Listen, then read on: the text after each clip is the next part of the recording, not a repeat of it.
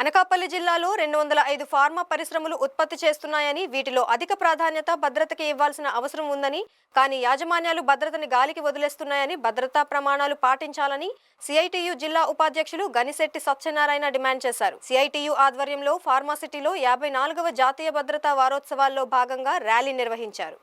ఈ సందర్భంగా సిఐటియు జిల్లా ఉపాధ్యక్షులు గనిశెట్టి మాట్లాడుతూ, కూటమి ప్రభుత్వం అధికారంలోకి వచ్చిన తర్వాత 25 మంది ఫార్మా పరిశ్రమల్లో వివిధ ప్రమాదాలలో మృతి చెందారని గనిశెట్టి గుర్తు చేశారు. 59 మంది అస్వస్థత గురవటం, గాయపడటం జరిగిందన్నారు. సినర్జీన్ ఫార్మా ప్రమాదం జరిగినప్పుడు ఐఏఎస్ మిశ్రా ఆధ్వర్యంలో ఏర్పాటు చేసిన కమిటీ నివేదిక ఏమైందని గనిశెట్టి ప్రశ్నించారు. కార్మిక శాఖ మంత్రి వాస్తవాలను దాచిపెట్టే ప్రయత్నం చేస్తున్నాడని విమర్శించారు. కేవలం కూటమి ప్రభుత్వం వచ్చిన తర్వాత 5 మంది మాత్రమే మృతి చెందినట్లు పేర్కొనటం దుర్మార్గమన్నారు. ఇప్పటికైనా రాష్ట్ర ప్రభుత్వం అన్ని ఫార్మా పరిశ్రమల్లో భద్రత ఆడిట్ నిర్వహించాలని గనిశెట్టి డిమాండ్ చేశారు. ప్రమాదాలు జరిగినప్పుడు ఏర్పాటు చేసిన కమిటీ నివేదికను వెంటనే బయటపెట్టాలని డిమాండ్ చేశారు. ఈ కార్యక్రమంలో సిఐటియు నాయకులు పి చిన్నారావు, కేదర్ బాబు, కృష్ణ తదితరులు పాల్గొన్నారు. అనకాపల్లి జిల్లాలో ఫార్మా పరిశ్రమలు 205 ఫార్మా పరిశ్రమలు చాలా ప్రమాదకరమైనటువంటి రసాయనాలు కలిగినటువంటి ఫార్మా పరిశ్రమలుగా ఉన్నాయి. ఈ ఫార్మా పరిశ్రమలు ఎప్పటికప్పుడే ప్రమాదాలు జరిగేటువంటి అవకాశాలు ఉన్నాయనేటువంటిది గుర్తించారు. అయితే ఈ ఫార్మా పరిశ్రమల్లో ఇప్పుడు 54వ జాతీయ భద్రతా వారోత్సవాలు నిర్వహిస్తూ ఉన్నారు. ఈ సందర్భంగా మేము ఈ రాష్ట్ర ప్రభుత్వాన్ని డిమాండ్ చేస్తూ ఉన్నాం.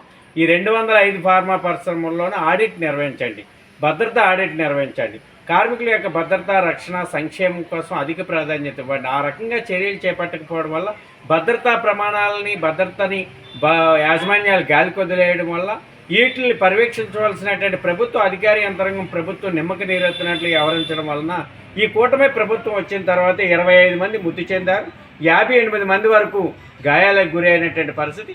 ఇప్పుడే నిన్నే మంత్రి చెప్తా ఉన్నాడు, మాట్లాడుతూ కార్మిక శాఖ మంత్రి వాసంశెట్టి సుభాష్, కేవలం 5 మంది మాత్రమే ఈ కూటమి ప్రభుత్వం వచ్చిన తర్వాత చనిపోయినట్లుగా చెప్తా ఉన్నారు, మరణించినట్లుగా.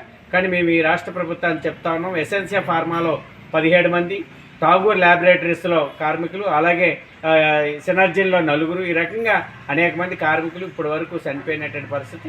25 మంది మృతి చెందారు, 58 మంది పైచీలకుగానే గాయాలకు గురైనటువంటి పరిస్థితి. అందుకని భద్రతకి అధిక ప్రాధాన్యత ఇవ్వండి, భద్రతా ప్రమాణాలు పాటించండి. ఆ రకమైనటువంటి చర్యలు చేపట్టడం కోసం రాష్ట్ర ప్రభుత్వం చర్యలు చేపట్టాలని ఈరోజు ర్యాలీ అనేటువంటి మేము భద్రతా వారోత్సవాల్లో భాగంగా ఈరోజు ర్యాలీ నిర్వహించాం. అధిక ప్రాధాన్యత భద్రతకి ఇవ్వాలని, భద్రతా ప్రమాణాల యాజమాన్యాలు పాటించాలని, భద్రతా ఆడిట్ అన్ని ఫార్మా పరిశ్రమలో నిర్వహించాలని సిఐటియు అనకాపల్లి జిల్లా కమిటీ డిమాండ్ చేస్తాం.